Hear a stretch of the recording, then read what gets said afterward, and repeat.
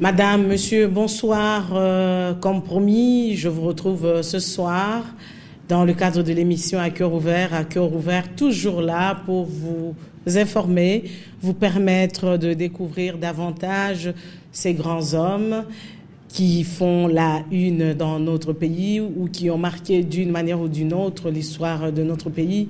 Avec moi sur ce plateau, l'honorable José Makila Soumanda, président de l'Alliance des travaillistes congolais pour le développement.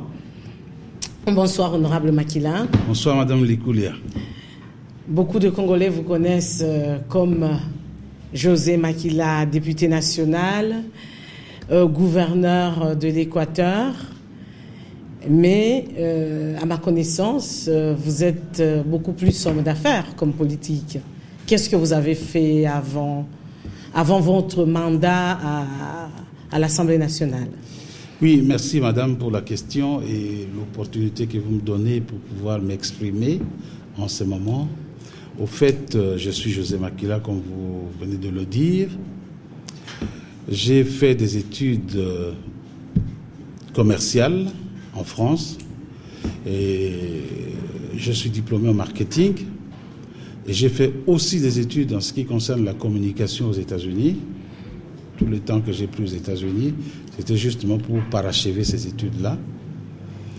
Mais au fait, quand je suis rentré au pays après un long moment d'exil, j'ai commencé par les affaires avec la famille.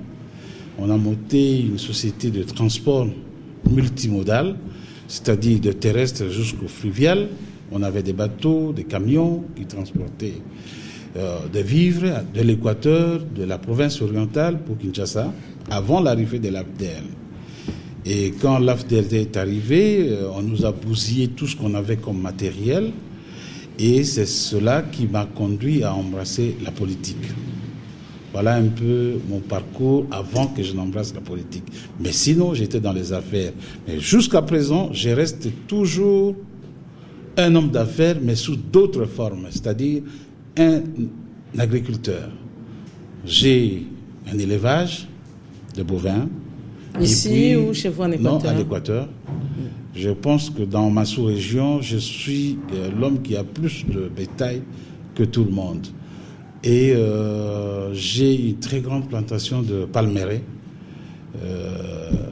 Je continue à faire l'extension d'ailleurs. Et en dehors de ça, c'est la politique. José Makila, donc à quel âge vous êtes entré dans la vie active? Ben, c'est un peu plus tôt, hein. C'est un peu plus tôt si ma mémoire est bonne. Je suis arrivé à Kinshasa, j'avais 18 ans. J'avais 18 ans et ici... Venant de l'Équateur, de Guémena précisément. Et j'ai été encadré par un médecin qui s'appelle Dr Starek, qui était non loin de Ouangata ici. Et c'est grâce à lui, il m'a envoyé en Europe pour continuer mes études. C'est un Allemand. Je ne sais pas s'il est encore en vie jusqu'à présent. Et à partir de 18 ans, bon, je m'étais séparé avec mes parents, je devais me prendre en charge. Bien sûr que de Kinshasa, mes parents m'aidaient de temps en temps. Mais quand je suis allé étudier en France, c'est avec des petits jobs qui m'aidaient à payer ce qui est sur la bus et consorts. Mais quand papa Jeannot est arrivé pour acheter des avions à Toulouse... Jeannot Bemba? Bemba, oui. Et je suis venu le voir, il était surpris de me voir, il me posera la question « Qu'est-ce que vous faites ici ?» Je lui ai dit que j'étais en train de faire des études, je l'ai amené jusqu'à l'université, à Muret, et il s'est rendu compte que c'est vrai, j'étudiais, et il a décidé de me prendre en charge. Et c'est lui qui m'a pris en charge jusqu'à ce que j'ai terminé mes études en France.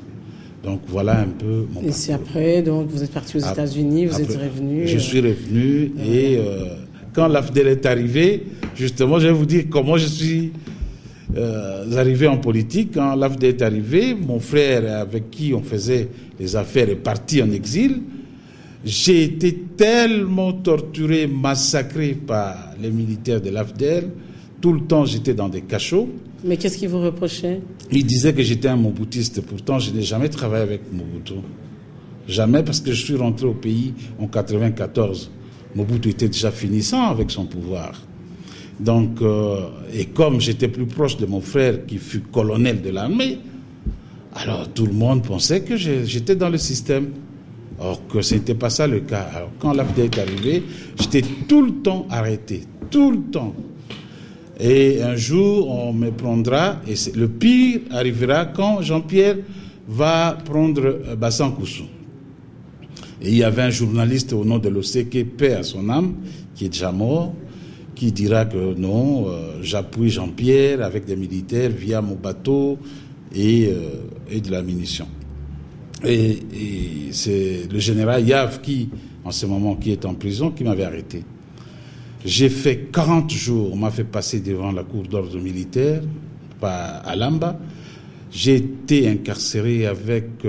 mes co-détenus étaient les deux petits frères du ministre Ndundu, dont l'un est déjà mort, paix à son âme, Tony, et Kimona, qui peut-être en ce moment est en train de nous regarder. Et on devait nous passer au feu, avec nos 18 complices, entre guillemets. Madame, Dieu merci, ce jour-là, on a reporté notre procès, mais les 18 militaires ont été fusillés. Et nous sommes restés au camp Konkolo pendant 41 jours. Et par après, il y a eu du bruit, la société civile, la presse a fait des bouquins là-dessus, on nous a libérés. Et c'est ça qui m'a conduit en politique. C'était une sorte de révolte qui m'a conduit en politique. Vous avez été très marqué? Oui, j'étais très marqué. Et plus encore, il y a un SD du camp Kokolo, nom de Hilaire, tel que je le dis là, je crois que le général Yav en prison est en train de me suivre.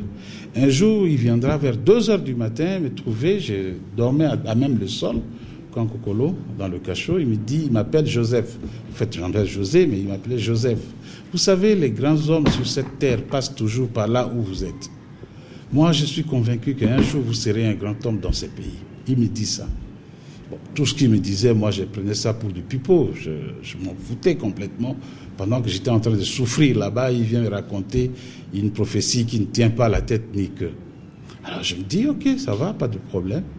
41 jours après, bon, on nous libère. Et c'est à partir de là que je prends l'engagement et la décision de faire la politique active.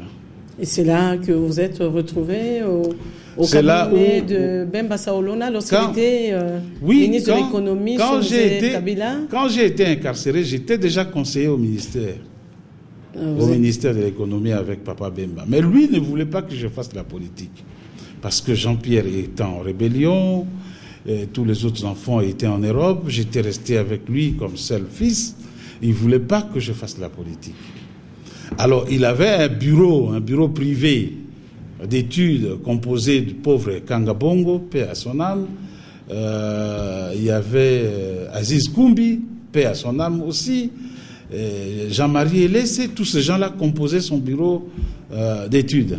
Mais à chaque fois quand il venait le rencontrer, il passait un petit moment chez moi dans mon bureau au cabinet. Et à chaque fois, je les écoutais.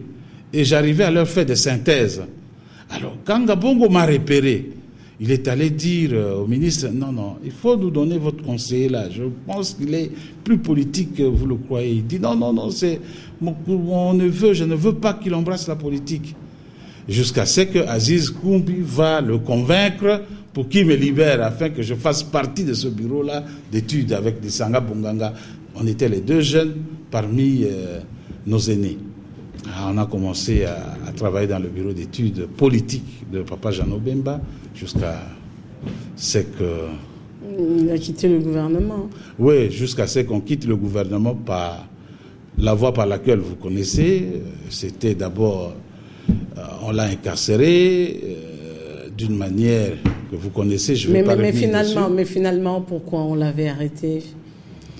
La raison n'était pas connue parce que il n'a pas été entendu, ni notifié, ni quoi que ce soit. Est-ce que c'était parce que peut-être que lui était au gouvernement et que son fils Jean-Pierre Bemba avait décidé de prendre les armes contre ce gouvernement-là? C'était tout simplement ça, parce qu'on ne lui avait rien dit ce qu'il avait fait du mal au sein du gouvernement. Jamais. Il est resté là-bas pendant 35 jours. Pour rien. Après, un jour, Mouzé arrivera et il va lui dire « rentrez chez vous ». Il n'a pas été jugé ni notifié sur quoi que ce soit. Mais c'est là qu'il a compris qu'il se faisait une illusion lorsque Mouzé l'avait contacté, lui demandait d'entrer au gouvernement. Il avait compris ça depuis très longtemps. Mais vous savez, mais pourquoi il avait accepté Papa d'entrer au Jeannot gouvernement? était un nationaliste.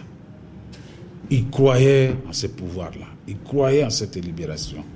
C'était un nationaliste. Vous savez, quelqu'un qui a beaucoup de biens, il ne peut pas accepter qu'il y ait une guerre. Là où il y a ses biens, sinon le plus grand perdant, c'est qui? C'est lui. Et jusqu'aujourd'hui, il est resté le plus grand perdant de toutes ces guerres. Donc lui ne voulait pas de la guerre. Lui, il croyait en Mouzé, il croyait à la libération, il croyait à la démocratie. Lui, il n'a jamais cru à la guerre. Jamais. Et ce n'était pas une naïveté, non. C'est quelqu'un qui était toujours optimiste. C'est peut-être son optimisme qui l'avait amené là-bas, mais bon, vous savez, quand on est en face des gens qui ne respectent pas des engagements, c'est difficile. Hein?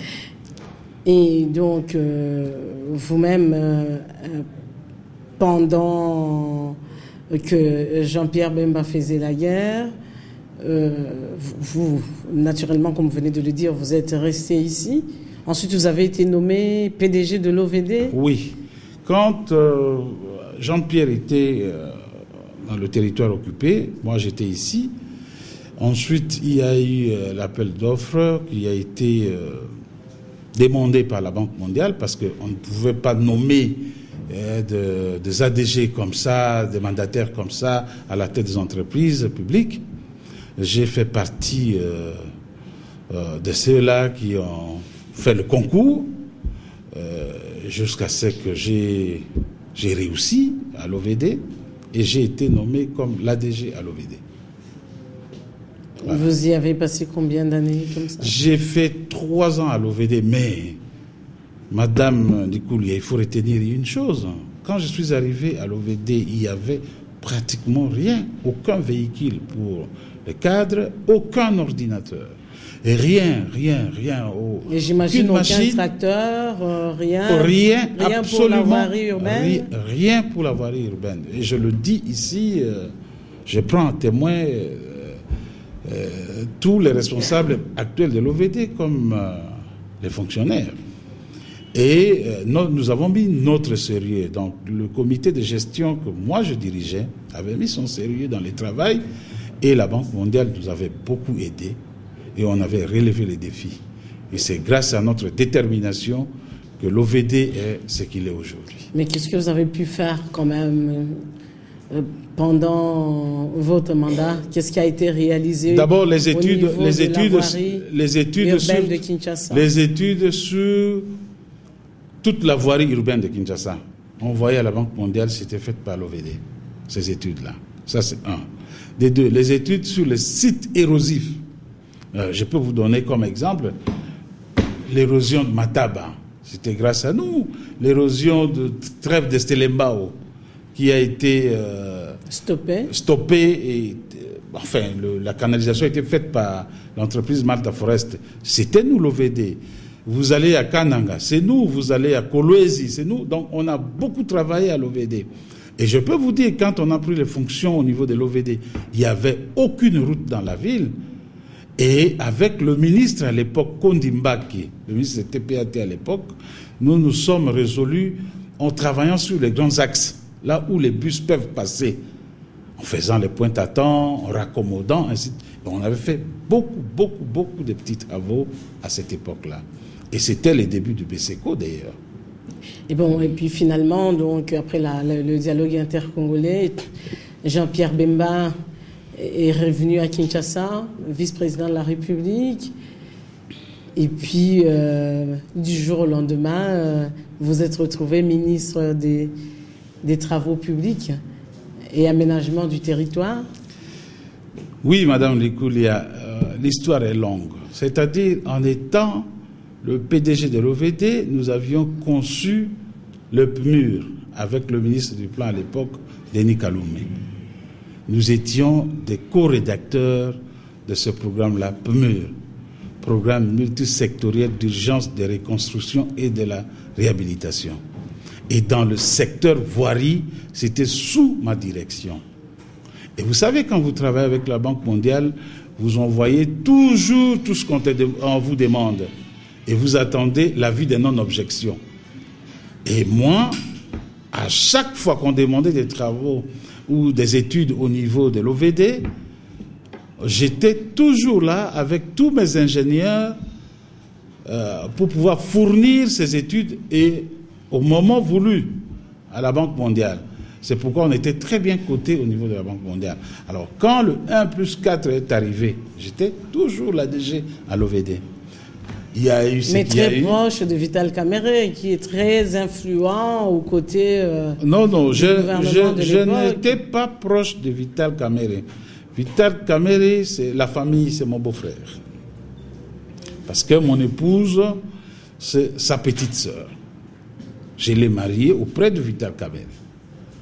Donc, ça, c'était une relation de famille. Avec Jean-Pierre Bemba aussi, c'est une relation de famille. Mais c'est tout à fait normal que ma vision politique va de pair avec celle de Jean-Pierre Bemba. Alors, quand il y a eu des problèmes au niveau du gouvernement 1+4, en ce qui concerne le ministre des Infrastructures, c'est plutôt le ministre Tambwe Mwamba et le ministre Olivier Kamitatou qui vont demander à Jean-Pierre, qui est le vice-président de la République et président du MLC, de ne pas aller loin pour chercher le ministre qui pourra remplacer le ministre Ndundu, parce que c'est un secteur purement technique. Ndundu qui était mis en cause. Oui. Il faut prendre quelqu'un qui s'y connaît, qui est déjà dans la boîte et apprécié par les bailleurs de fonds. Et comme moi j'étais apprécié par les bailleurs de fonds, ministre Tambwe, comme ministre de Plan, il y avait tous les rapports de la Banque mondiale et de l'Union européenne, Olivier Kamitatou comme président du Sénat, et de l'Assemblée nationale. De l'Assemblée nationale, m'ont proposé au président du MLC, Jean-Pierre Bemba. Je n'étais même pas ici. J'étais en vacances à Londres. Donc ce n'était qu'une coïncidence. C'était qu'une coïncidence. J'étais en vacances à Londres. Et c'est Délice Sanga, son directeur de cabinet, avec le feu ministre Roger Nimi, paix à son âme, qui m'appelleront pour me dire « Bonsoir, son Excellence ». Je dis « Arrêtez avec vos blagues ». « Oui, mais vous êtes ministre ». 30 minutes après, c'est le président Jean-Pierre Bemba qui m'appellera. « Où vous êtes maintenant ?» Je dis « Non, je suis à Londres. Est-ce que vous pouvez rentrer rapidement ici à Kinshasa ?» J'ai dit « Ok, président, pas de problème ». C'était un dimanche. Et le mardi, je prends mon avion, je reviens ici à Kinshasa et il m'apprend que je suis désigné ministre de la transition. Voilà un peu la péripétie. Donc c'est celle-là votre version, parce qu'il y a des gens qui ont dit que c'était par complaisance parce que vous étiez son cousin, mais bon, peu importe. Après, donc il y a eu des élections, vous avez été élu député national. Vous avez été élu... je ne peux pas aller de coq à l'âne. Madame Likoulia. Ce n'était pas à votre aise, oui, ce n'était pas par complaisance. Je venais d'une structure pérenne de travaux publics. Vous l'avez expliqué. Oui. Ayant passé 3 ans, ayant acquis une certaine expérience dans le domaine, je suis venu aux travaux publics et je n'avais pas démérité. Mes anciens collègues ministres sont là. Je n'avais pas démérité. J'ai laissé beaucoup de traces dans ce secteur. Si vous voulez qu'on en parle un jour, qu'on fasse toute une émission là-dessus, on le fera. On le fera. Hein? Mais je n'ai pas démérité et je n'ai jamais démérité partout où je suis passé. Et donc après, vous avez été élu député oui. national MLC. Oui. Puis vous avez préféré rentrer chez vous en Équateur comme gouverneur. Est-ce que c'était votre choix personnel ou c'était à la demande de Jean-Pierre Bemba? Non, ce n'était pas mon choix personnel. J'avais bien voulu rester au Parlement. Mais c'est les amis qui avaient décidé. Ce n'était même pas le choix de Jean-Pierre non plus, du président Jean-Pierre non plus. Parce que mon choix portait sur l'honorable Bofassa pour qu'il aille comme gouverneur à l'Équateur, à l'époque. Et c'est plutôt le choix de l'honorable François Mwamba et d'Élice Sanga qui ont dit, vu la cour des événements, comment ça se profile, et ils ont senti que le pouvoir risque de nous ravir toutes les provinces. Mais la personne qui peut relever les défis à l'Équateur ne pouvait être à cette époque que José Makila, compte tenu de mes relations personnelles avec la plupart des députés provinciaux. Alors, ils ont posé le problème à Jean-Pierre. Mais le président Jean-Pierre ne voulait pas m'en parler directement. Il a passé la balle chez notre papa Jeannot Bemba. Et moi, d'ailleurs, ce jour-là, je devais voyager, je devais prendre mon avion pour l'Europe. À 14h, papa Jeannot m'appelle. Je viens, je dis, mais bon, papa, je dois partir ce soir. Il dit, non, venez d'abord à la maison. Je viens, qui je trouve à la maison? L'honorable Bofassa, l'honorable Mayombe et le gouverneur Jean-Claude Bayende. J'entre, je les trouve en train de discuter. Et j'apprends Jean-Claude Bayende dire, non, je veux que mon grand frère Makila soit gouverneur et moi son vice-gouverneur. Moi, j'ai dit à papa Jeannot, non. J'avais dit autre chose au président Jean-Pierre. J'avais préféré que ce soit Bofassa qui aille comme gouverneur. Moi, je reste ici au Parlement. Papa Jeannot a lui de prendre maintenant la parole pour dire non, c'est vous qui partez comme candidat gouverneur avec Jean-Claude Bayende. C'était dans la maison papa Jeannot. Et honnêtement, sincèrement, je n'étais pas chaud. Je voulais vraiment rester au Parlement. Parce qu'après avoir travaillé durement 3 ans à l'OVD, 2 ans comme ministre, je voulais vraiment rester à l'Assemblée nationale. Mais bon, comme c'était une instruction du parti, je me suis incliné. Vous êtes parti. Je suis parti comme gouverneur et bon, il y a eu ce qu'il y a eu. Et puis finalement, qu'est-ce qui s'est passé aujourd'hui que j'ai l'occasion de vous avoir sur ce plateau? Qu'est-ce qui s'est passé réellement? Est-ce que c'est le parti, le MLC qui a monté un coup contre vous? Est-ce que c'était la majorité présidentielle? Ou est-ce que c'était votre adjoint Bayende qui vous a poignardé dans le dos? Non. Madame, je ne saurais pas vous dire exactement le coup venait d'où. Jusqu'aujourd'hui, je suis incapable de déceler d'où venait le coup. Mais à qui a profité le crime? Je sache, c'est à la majorité. Bon, enfin, le coup, pas le crime. À la majorité, ça c'est clair. La majorité voulait avoir la même mise sur toutes les provinces. Ça c'est clair. Aujourd'hui, je ne me mettrai pas à accuser qui que ce soit que ça venait de celui-ci ou de celui-là. Non. Mais vous savez, la vérité est tellement têtue qu'elle finit toujours par triompher. Mais aujourd'hui, ces gens-là ont fait de moi héros à l'Équateur.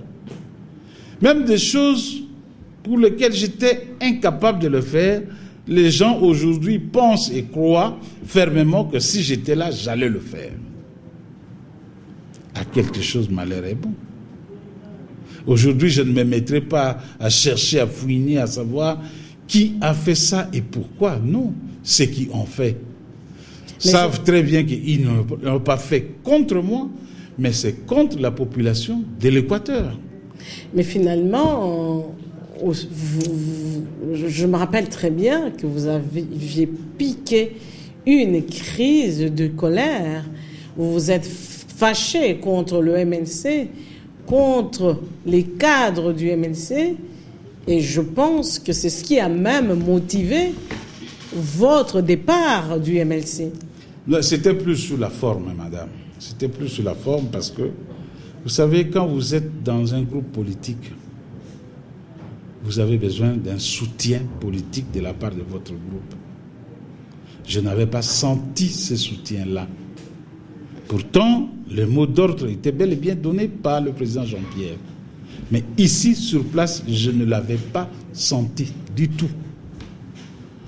En dehors du porte-parole, Germain Kambinga, qui de temps en temps passait à la télévision pour décrier les injustices commises contre moi, ainsi de suite, il n'y avait personne, il n'y avait aucun haut cadre qui avait pris une position claire vis-à-vis de tout ce qui se passait contre moi. Donc c'est ça, mais ça c'est sur le plan de la forme. Mais le fond, madame, je suis incapable de vous dire aujourd'hui le coup venait d'où et pourquoi. Mais tout ce que je sais, donc, ce que je sais, à qui profite mon départ? Mon départ a profité à la majorité présidentielle, c'est tout. Mais vous êtes quand même parti du MLC, c'est que ça vous a fait très mal. Oui, je suis parti du MLC peut-être pour des raisons personnelles, comme j'avais dit. Vous savez, Jean-Pierre, ce n'est pas n'importe qui pour moi. Le président Jean-Pierre, c'est d'abord un cousin, c'est d'abord l'aspect familial qui est très important et qu'il faut toujours privilégier, en dehors de toute considération. Vous savez, la famille restera toujours la famille. Qu'il y ait discordance, qu'il y ait incompréhension, qu'il y ait des problèmes, mais la famille restera toujours la famille. Pour ne pas amener un mauvais climat dans la famille, autant se séparer sur le plan politique. Sur le plan politique, j'avais pris une décision personnelle de quitter le MLC. Vous lui en avez parlé? Oui, la dernière fois où on s'est rencontrés, on en a discuté longuement. Vous avez été le voir à La Haye? Oui, j'étais allé le voir à La Haye, c'était au mois de septembre. La dernière fois que je l'ai rencontré, on en a discuté très longuement. Très longuement. Et je le connais, il me connaît, il savait que c'était le départ, que je partais. Mais après vous, beaucoup de gens aussi ont quitté le MLC. Comment il a perçu tous ces départs? Parce qu'après vous, il y a eu Bolinguier, il y a eu les autres. Hein. Donc, Madame, chacun de nous a ses raisons. Moi, mais Jean-Pierre Bemba, comment il l'a vécu? Et mal. Il ne peut pas accepter que ces lieutenants puissent quitter comme ça. Mais vous savez, dans un parti politique, on vient librement et on y sort librement aussi. Il ne peut rien faire. C'est seulement son absence qui a occasionné tout ça. Si lui-même était à la commande ici présent, peut-être que je ne partirais, je partais pas. J'allais rester sur place. Mais son absence a fait que qu'il y ait pas mal de choses. Je pense que si je suis ici, je parlerai plus de mon parti, l'ATD, que du MLC. Oui, bien sûr. Mais quand même, un petit mot. Vous êtes libre de répondre ou pas. Oui. Sur le départ de François Mwamba du MLC. Je ne saurais pas vous dire grand-chose parce que je ne connais ni les tenants, ni les aboutissants. Mais vous pensez que c'est une perte? Une grande perte pour le MLC? Il n'y a que les gens qui sont dans le MLC qui peuvent le dire, qui peuvent évaluer aujourd'hui si c'est une perte ou pas. Mais moi, je ne saurais pas évaluer parce que je ne suis plus au MLC. Parlons de l'ATD, votre parti. Vous êtes libéral, vous êtes sociodémocrate? Nous sommes sociodémocrates. Nous sommes des travaillistes et c'est tout à fait normal. Nous sommes des sociodémocrates. Nous sommes contre le capitalisme sauvage. Et vous avez combien de femmes cadres au sein de votre parti? Oui, elles sont beaucoup. Nous avons même une femme députée nationale. Nous avons 4 députés nationaux, dont une femme. Mais comme cadre dans les instances décisionnelles du parti? Elles sont nombreuses au bureau politique. On a qui? On a Maman Stella, on a Maman Lydie, docteur, on a Maman ma fille, on a beaucoup de femmes comme cadre, trésorière. Il y a beaucoup de femmes. Donc votre parti fonctionne normalement? Normalement, la parité est respectée. Et honorable José Makila, vous avez vu la manière dont les élections se sont passées. Qu'en dites-vous? Madame Likoulia, encore une fois, je ne cesserai de le dire.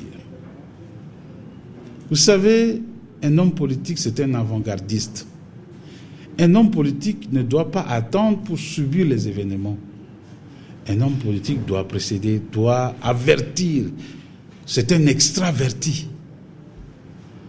J'avais eu plusieurs occasions pour le dire au peuple congolais et même aux membres de la CENI qu'un de vos membres, au nom de Ndaya, nous a livré, ce n'était même pas une confidence, c'était public, en présence même de la communauté internationale, pas à Kinshasa, mais à Addis Abeba.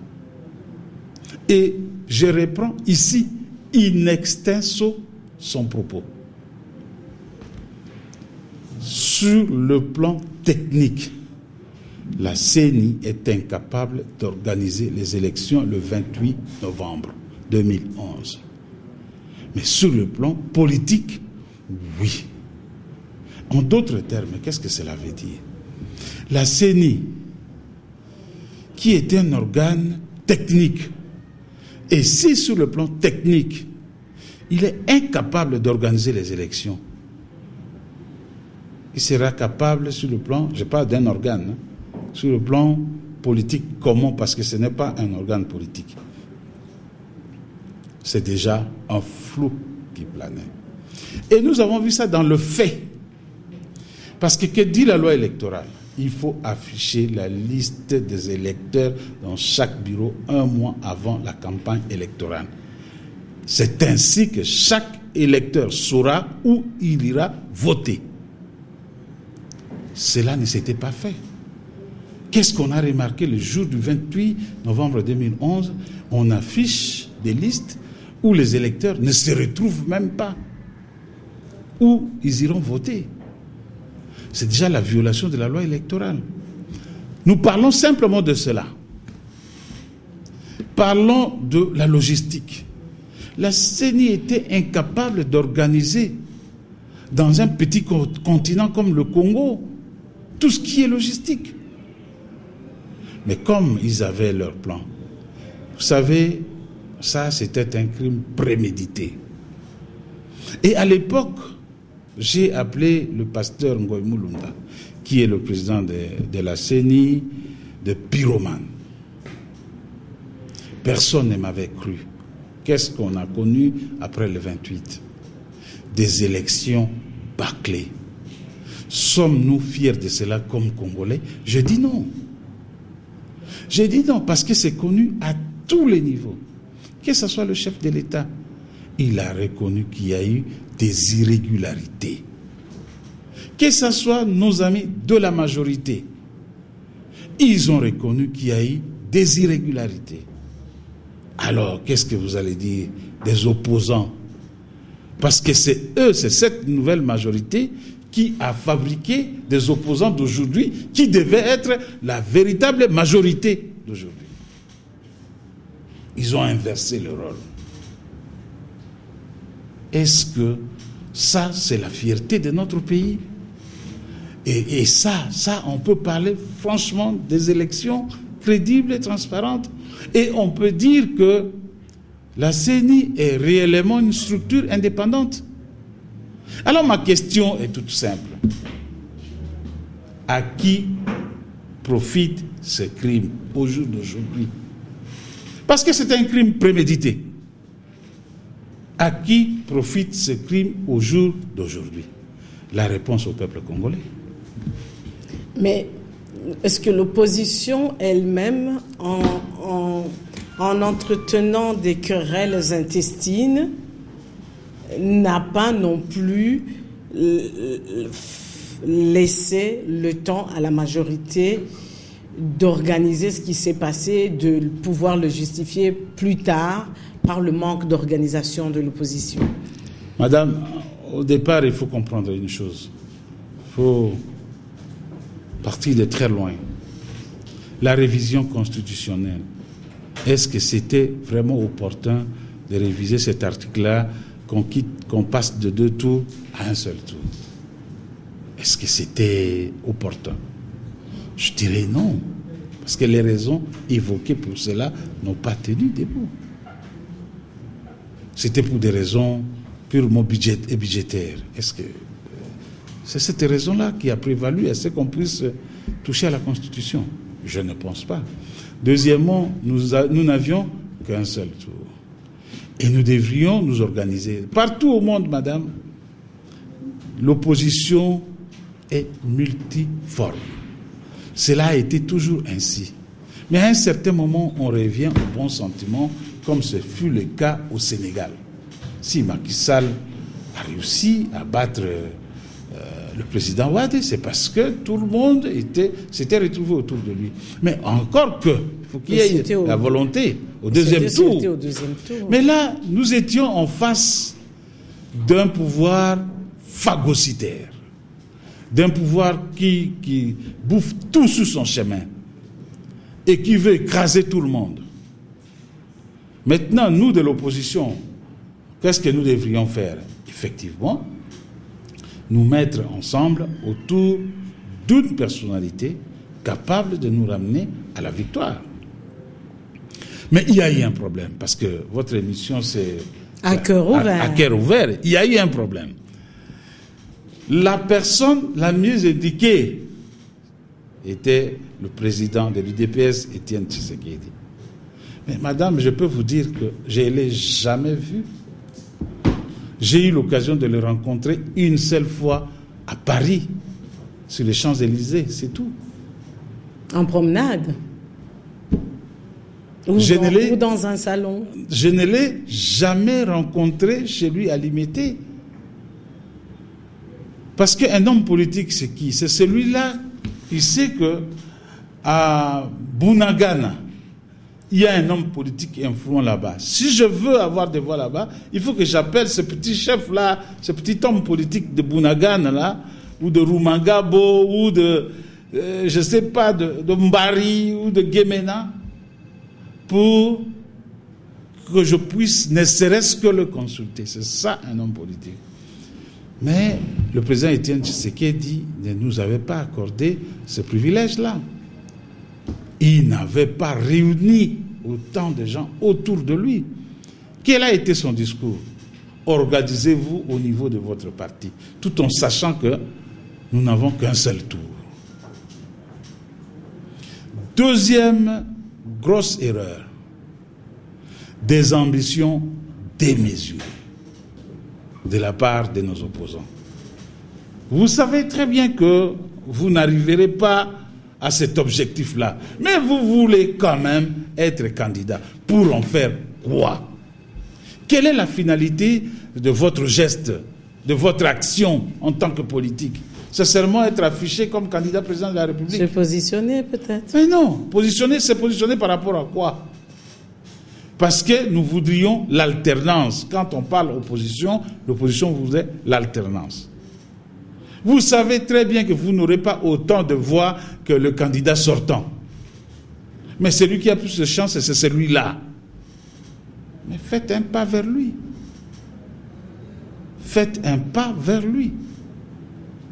Et celui qui se sent aussi capable d'arriver là-bas, qu'il soit ouvert. Ce qui nous a manqué, madame, c'est l'humilité. Donc la responsabilité est partagée de part et d'autre. Oui, la responsabilité est partagée entre tous les opposants, d'ailleurs, et l'humilité nous a manqué. Et moi, je pense que prochainement, il va falloir que l'opposition s'organise, et va s'organiser dès maintenant, pour qu'en 2016, on ne soit plus surpris. Mais la question que je pose, est-ce que vous pensez que on devrait aussi rajeunir l'opposition comme le président Joseph Kabila a décidé de rajeunir son gouvernement? Est-ce que on devrait aussi penser à rajeunir l'opposition? Madame, je ne voudrais pas ramener autour de ces débats un conflit de génération. Parce qu'il n'y a aucune loi qui demande à qui que ce soit d'arrêter de faire de la politique. Le jour où notre Parlement va voter des lois mettant des gens à la retraite par rapport à la politique, ce jour-là, on va se conformer à la loi. Mais ce n'est pas une question de loi, c'est une question de principe aussi. est-ce que vous pensez, je reviens à ma question, qu'on devrait penser quand même aussi à rajeunir l'opposition? Ou est-ce que vous, José Makila, vous êtes obligé de continuer à vous accrocher sur un homme politique avec lequel vous n'avez pas la même vision, peut-être, du monde? Si on n'a pas la même vision, je ne serai pas avec la personne, quel que soit son âge. Non, peu importe. Moi, je ne parle pas de la personne que vous avez soutenue. Moi, je parle maintenant de la politique générale. Oui, la politique générale, je disais ceci. Si on n'a pas la même vision, je ne me rallierai jamais avec la personne, quel que soit son âge. Maintenant, si nous parlons de l'âge, il faut recycler la classe politique, il faut rajeunir la classe politique. Moi, je dirais, madame, ça, nous entrons dans un débat qui va nous amener ce qu'on appelle le conflit des générations. Parce qu'il existe déjà. Il n'existe pas ces conflits de génération. Ce sont nous, les hommes politiques, qui les créent. Parce que nous sommes des Bantous. Tous les conflits qui existent, ce sont les hommes politiques qui les créent. Nous savons respecter nos aînés. Nous savons respecter nos aînés. Quitte à ceux-là de comprendre que physiquement, ils ne sont plus capables à faire beaucoup de choses. S'ils comprennent ça, à ce moment-là, nous aurons leur bénédiction. Tout ce que nous voulons, c'est d'avoir leur bénédiction. Et s'ils ne vous bénissent pas, vous pensez que vous êtes maudit? Mais non, mais vous savez, madame, qu'on le veuille ou pas, ce sont quand même nos aînés. On ne peut pas se passer d'eux. Oui. Hein. Parce qu'après tout, on reviendra toujours vers eux en cas de crise pour demander conseil. Oui, mais ce que je vous demande, est-ce que vous pensez vraiment que le fait de penser différemment de quelqu'un, d'un aîné, c'est un manque de respect? Oui, moi je crois, non, ce n'est pas un manque de respect, mais... Est-ce que votre fils n'a pas le droit de penser différemment de vous s'il est majeur? Il ne peut pas me contredire devant les gens. Ça, c'est non. Il peut penser différemment par rapport à moi, bon, c'est tout à fait normal. Peut-être j'ai pris un mauvais exemple. Oui, votre mais fils, il ne peut pas me contredire. vous avez un lien biologique. Oui. Mais je veux dire, dans l'opposition, il y a des personnes plus jeunes que vous. Oui. Est-ce que si ces personnes pensent différemment de vous, vous allez le vivre comme un manque de respect? Mais quand nous allons aux élections, on n'interdit ni aux jeunes, ni aux plus âgés de postuler. Mais maintenant, c'est au peuple de juger. Non, nous voulons rajeunir notre classe politique. Que ce peuple-là nous donne l'occasion. Mais nous, en tant que politiques, dire d'emblée que non, ils sont âgés, et qu'ils restent là-bas, mais là, on s'attire quand même quelques foudres. On va évoluer. Oui. José Makila, vous êtes de ceux qui pensent aujourd'hui que pour aller aux élections provinciales, il faut changer le bureau de la CENI. Ce bureau a démérité. Le bureau de la CENI a fait la honte pour toute la République et en particulier pour nous, les élus. On ne nous appelle pas des élus. Vous savez comment on nous appelle? Des gens qui ont été nommés. On nous appelle des nommés et non des élus. Ils nous ont fait la honte.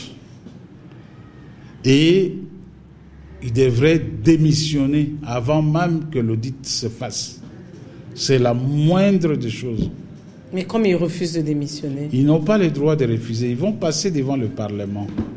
Déjà, la société civile a requis 36 000 signatures pour la démission immédiate et sans condition de tous les membres du bureau de la CENI. Et devant le Parlement, c'est là où le peuple va juger si réellement ce Parlement travaille pour le compte de notre peuple ou le Parlement est à la merci d'un seul individu. Un mot sur le gouvernement Matata?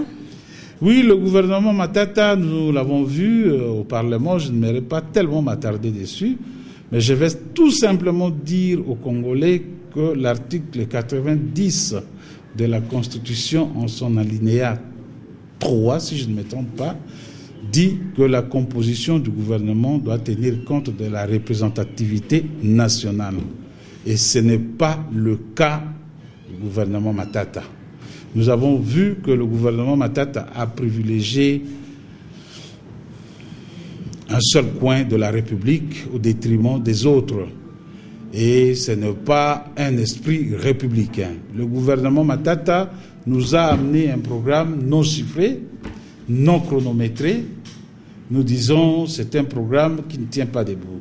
Le gouvernement Matata retombe dans l'inégalité comme le gouvernement Muzito. Ils sont en train d'utiliser les crédits provisoires. Or, les crédits provisoires doivent avoir l'accord du Sénat et de l'Assemblée nationale. Jusque-là, il n'y a rien qui est connu là-dessus. Donc, si j'étais à la place du Premier ministre Matata, je déposerais déjà mon projet de budget auprès de l'ECOFIN du Sénat, parce que l'ECOFIN de l'Assemblée nationale vient de se mettre sur pied il y a moins d'une semaine, mais il déposerait déjà ça, compte tenu de l'article 126, en son alinéa 6 de la Constitution. Et le Premier ministre Matata sait très bien qu'il est dans l'illégalité. Mais vous pensez que c'était un bon choix, Matata, Premier ministre?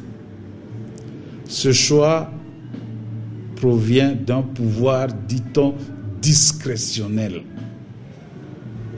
Allez-y comprendre. Mais à votre avis, vous-même, José Makina?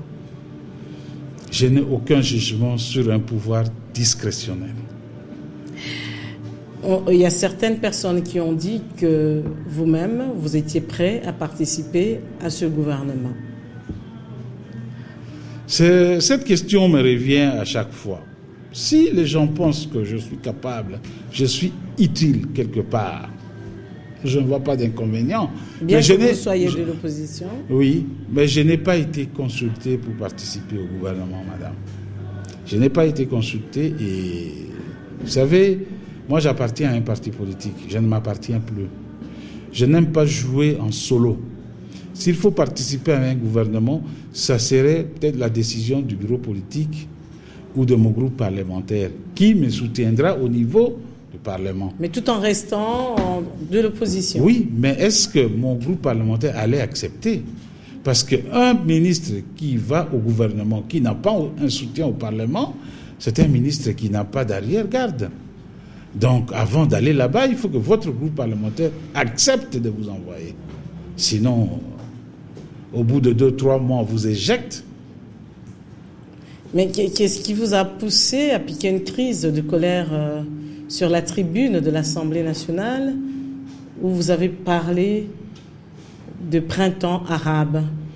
Non, ce n'était pas à la tribune de l'Assemblée nationale, c'était au cours d'une interview. Non, moi, je dis tout simplement, je constate que les amis de la majorité gouvernent avec arrogance et défi. Je constate que les amis de la majorité, ça fait 10 ans, ils sont incapables de régler le problème de l'Est. Et à l'Est, ce sont des Congolais qui meurent. Et ils meurent tous les jours. Des femmes violées, violentées, des enfants. Vous savez, madame, le problème de l'Est, si les gouvernants sont incapables de faire quoi que ce soit, ils doivent tous démissionner. Parce que le problème de l'Est concerne 3 ministères. Le ministère de la Défense nationale, le ministère de la Sécurité, donc l'Intérieur, et le ministère des Affaires étrangères. Le ministère de la Justice. Tous sont des domaines qui sont partagés avec le chef de l'État. Ces domaines-là, c'est entre le gouvernement et le chef de l'État. Ce n'est pas seulement le gouvernement, c'est aussi au président de la République qui, 11 ans durant, est incapable de régler le problème de l'Est. Trouver la voie de sortie. Mais quelle est la voie de sortie que vous proposez? Mais il y en a plusieurs, madame, il y en a plusieurs. Bon, quel est votre plan à vous, José Makina? Mon plan de sortie est simple. L'Est du pays, quand Mobutu était là, comment il avait réglé le problème? Il avait mis ses collègues présidents autour d'une table. Parce que, qu'est-ce qui se passe à l'Est, au fait? Nous devons comprendre quel est le problème à l'Est. Le problème à l'Est, c'est les matières premières qui sont à l'Est.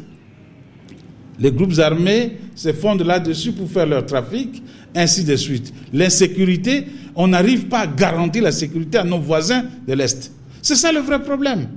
Est-ce qu'il n'y a que ça? Il y a d'autres problèmes que je ne peux pas étaler ici sur le plateau. Mais le chef de l'État le sait, il a diagnostiqué tous ces problèmes. Mais s'il ne peut pas apporter le remède, et lui et son gouvernement, qu'est-ce qu'ils font? Le mieux serait de démissionner. Parce qu'il faut trouver un plan de sortie de crise à l'Est. Est-ce que c'est possible? Madame, j'ai dit oui, c'est possible. Le Rwanda a proposé la médiation entre le gouvernement et le M23. Oui, ça peut être aussi une solution. Pourquoi pas?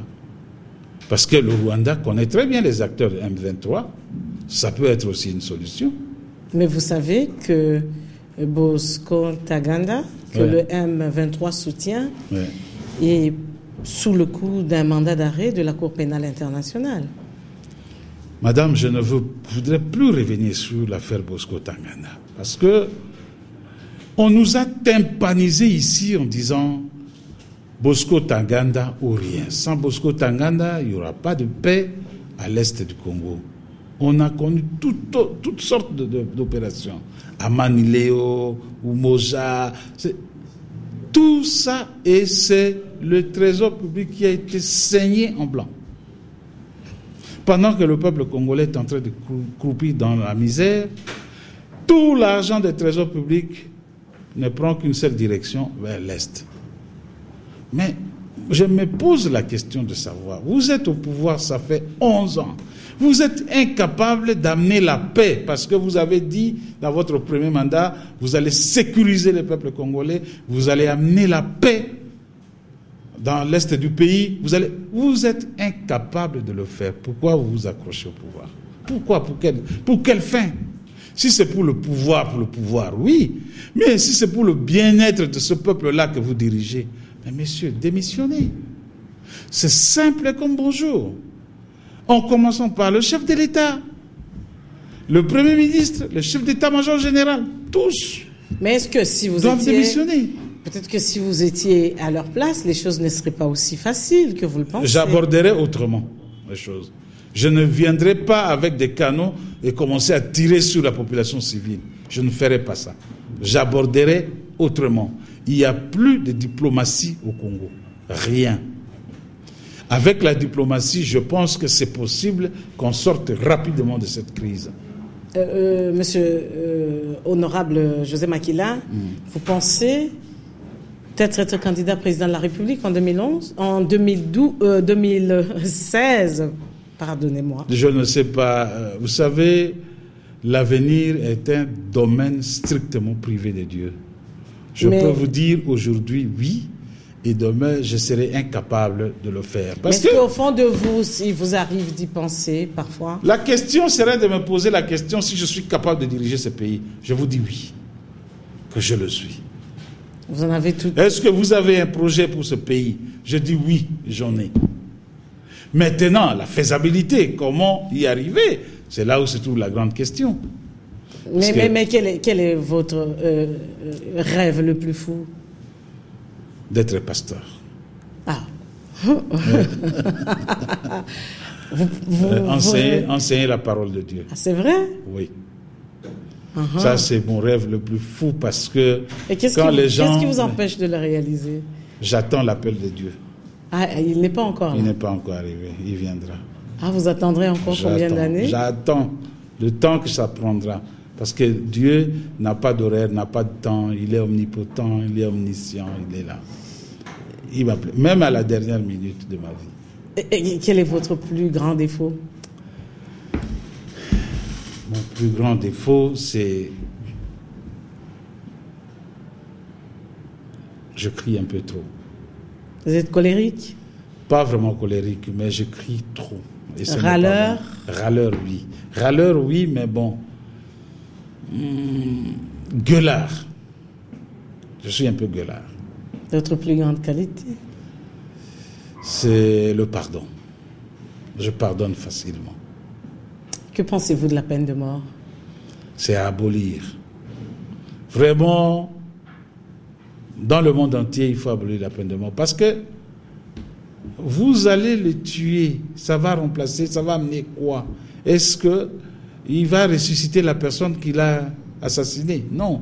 À quoi ça sert? Laissez-le croupir en prison jusqu'à la fin de sa vie.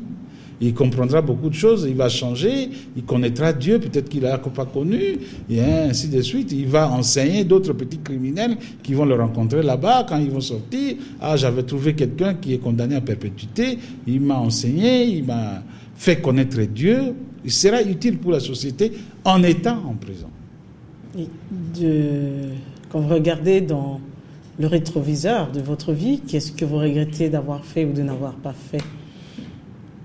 Ce que je regrette d'avoir fait. Ou de n'avoir pas fait. De ne pas aller à l'école de guerre, à l'école militaire. J'aurais aimé ça, c'est de militaire. n'avoir pas fait. Ouais. Mais d'avoir fait? D'avoir fait, c'est...